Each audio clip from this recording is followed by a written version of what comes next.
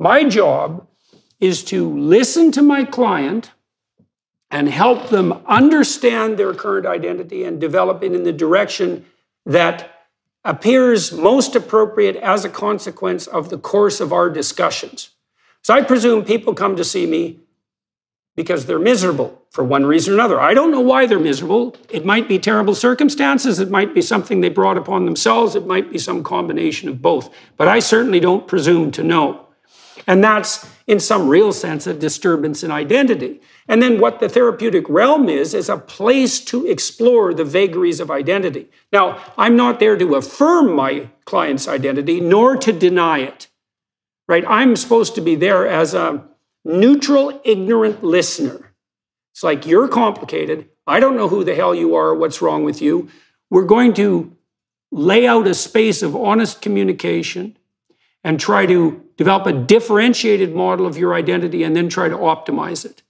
Now, then you get this insistence now that the professional colleges have brought in, which is no matter what your client tells you when you first encounter them, you have to agree with that, or you're unprofessional to the point where your license can be not only reasonably suspended, but should be ethically suspended. And I look at that and I think, oh, well, the whole therapeutic and most of the medical establishment is just done.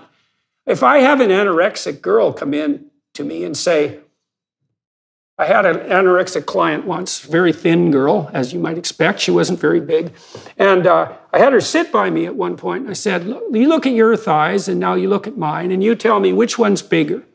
She said that hers was. And I said, okay, fair enough. So this is what we're going to do. I'm going to put a piece of paper under your thigh and I'm going to have you trace it.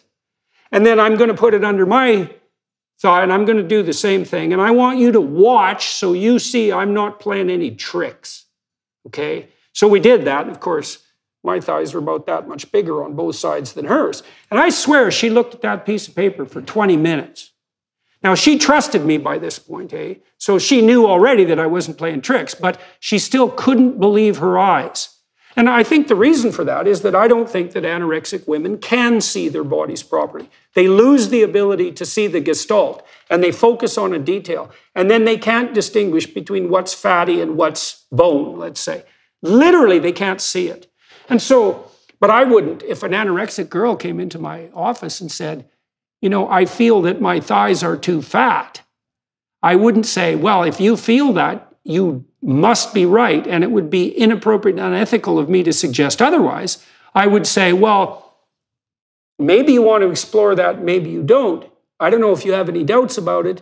I don't know if this concern is causing you trouble. I don't know if other people are reacting badly to your insistence that you're too fat still. Those are things we could discuss. I can't say, no, however you feel is right.